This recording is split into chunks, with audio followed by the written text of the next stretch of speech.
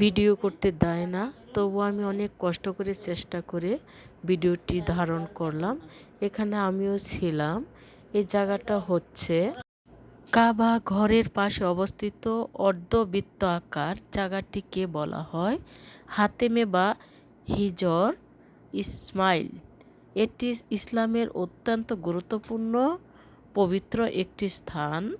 এই জায়গা নিয়ে অনেক ইতিহাস রয়েছে।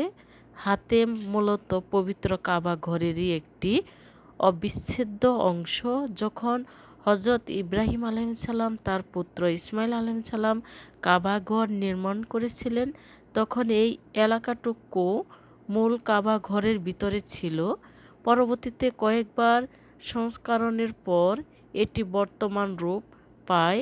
এরকম মহানবী সাল্লাল্লাহু আলাইহি ওয়াসাল্লামের নবুয়াত প্রাপ্তির কয়েক বছর আগে কুরাইশেরা যখন কাবাঘর পুনর্নির্মাণ করার সিদ্ধান্ত নেয়, তখন তারা প্রতিজ্ঞা করেছিল যে পবিত্র কাজে কেবল হালাল টাকা ব্যবহার করা হবে। কিন্তু নির্মাণের এক পর্যায়ে তাদের হালাল অর্থের সংকট দেখা দেয়।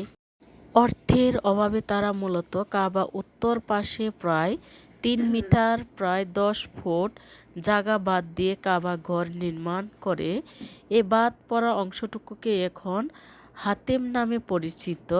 কাবাঘরের বাহিরে থেকে গেলেও এটি যে কাবার অংশ তা বোঝানোর জন্য এই জায়গাটুকুকে একটি ছোট অর্ধবৃত্ত আকার সাদা মার্বেল পাথরের দেওয়াল দিয়ে ঘিরে দেওয়া হয়। হাতেম কাবা ঘরের উত্তর দিকে অবস্থিত। কাবা শরীফের যে পাশে মিজাবে রহমত পানির ড্রেন বা নল রয়েছে, ঠিক তার নিচেই এই অর্ধবৃত্ত আকার অংশটি অবস্থিত। কাবা ঘরে কালো গ্লাব বা কিছাও কেবল কাবার মূল বর্তমান 4 দেওয়ালের উপর পরানো হয়। হাতেমের অংশটুকু বর্তমানে মূল ভবনের বাহিরে একটি খোলা চত্বরের মতন। এর উচ্চতা খুবই কম, মাত্র 3 বাই 4 ফুট। দেওয়াল কিছাও বা গ্লাব মূলত একটি পূর্ণাঙ্গ ঘরের জন্য তৈরি করা হয়, তাই বাহিরে এই চত্বরে এটি পরানো হয় না। তবে শরীয়তের দৃষ্টিতে এটি কাবার ভিতরের অংশ গণ্য করা হয়। হাতেমে আবাদত করা মানে সরাসরি কাবার ভেতরে আবাদত করা। যেহেতু কাবার মূল দরজার ভিতরে সবার ঢোকার সুযোগ হয় না, তাই আল্লাহ তাআলা সাধারণ মানুষের জন্য হাতেমের এই অংশটুকু উন্মুক্ত রেখেছেন। রাসূল সাল্লাল্লাহু আলাইহি ওয়াসাল্লাম একবার হযরত আয়েশা রাহমাতুল্লাহ কাবার ভিতরে নামাজ পড়ার ইচ্ছা প্রকাশ করলে মহানবী সাল্লাল্লাহু আলাইহি ওয়াসাল্লাম তাকে হাতেমে নামাজ পড়ার পরামর্শ দেন এবং বলেন, এটি কাবারই একটি অংশ। এখানে মূলত নফল নামাজ, তওবা এবং প্রাণ ভরে দোয়া করা হয়। এখানে 2 রাকাত নফল নামাজ পড়া অনেক সওয়াবের কাজ। হাতেমে দাঁড়িয়ে যে দোয়া করা হয় তা কবুল হওয়ার অনেক বর্ণনা রয়েছে। তবে মনে রাখতে হবে যে ফরজ নামাজ হাতেমে না পড়ে মূল জামাতের সাথে পড়াই উত্তম। আমাকে আপনাকে সতর্ক থাকতে হবে।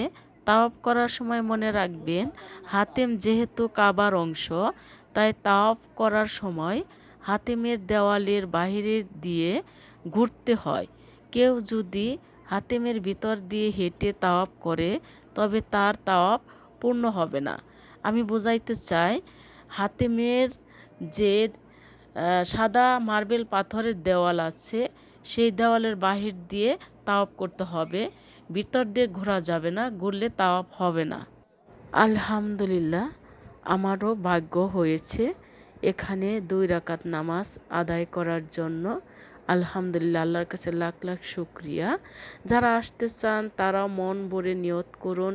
আল্লাহ পাক যেন আপনাদের তৌফিক দান করেন, আমিন। যদি আপনাদের হাতেমে কাবার ঘরে নামাজ পড়ার সৌভাগ্য হয়, তাহলে আপনারা এমন জায়গায় দাঁড়াবেন যেখানে কাবার ছাদ থেকে একটি ড্রেনের মতন হয়ে আল্লাহর নাম লেখা ছোট্ট একটি সিলমোহর ঝুলে আছে, তার বরাবর দাঁড়াবেন। ওখানে দাঁড়িয়ে নামাজ পড়ে যে দোয়া করবেন আল্লাহ সরাসরি আপনার দোয়া কবুল করবে। আলহামদুলিল্লাহ। এই যে দেখতে পাচ্ছেন এটা হলো হাতেম কাবার দরজাটা ছোটো মোটো, বেশি বড় না। আল্লাহ চাইলে আপনি অতি সহজেই নামাজ আদায় করতে পারবেন। নামাজ সাধারণ মানুষের জন্য অনেক কঠিন, অনেক হুড়াহুড়ি পারাপারি করে মেয়েদের জন্য সকাল 7টা থেকে বেলা 11টা পর্যন্ত টাইম হলো মেয়েদের জন্য, আর ছেলে মানুষের জন্য টাইম হলো রাতে 10টা থেকে 2টো পর্যন্ত। হাজিরা সকলেই চায় ওখানে 2 রাকাত নামাজ আদায় করার জন্য। ভাগ্য ভালো থাকলে অতি সহজেই ঢুকতে পারবেন, নয়তো একটু কষ্ট হবে। কষ্ট হলেও মনের ভিতরে তৃপ্তি আসে যখন আপনি 2 রাকাত নামাজ আদায় করবেন। আলহামদুলিল্লাহ। আমার সৌভাগ্য হয়েছে আসওয়াদ পাথর ধরার জন্য। 23 তারিখে একবার ধরেছি, 24 তারিখে আরেকবার ধরেছি। আলহামদুলিল্লাহ। আল্লাহর কাছে লাখ লাখ শুকরিয়া। আল্লাহ তৌফিক দান করেছেন আসওয়াদ পাথর ধরার জন্য, হাতেমে কাবাব নামাজ পড়ার জন্য, কাবার দেহ বডি ধরে দোয়া করার জন্য। আলহামদুলিল্লাহ, আলহামদুলিল্লাহ। নিয়ত গুণে বরকত। আমিও কখনো কল্পনা করতে পারিনি আল্লাহ পাক আমাকে এভাবে তার রওজায়, তার দরবার শরীফে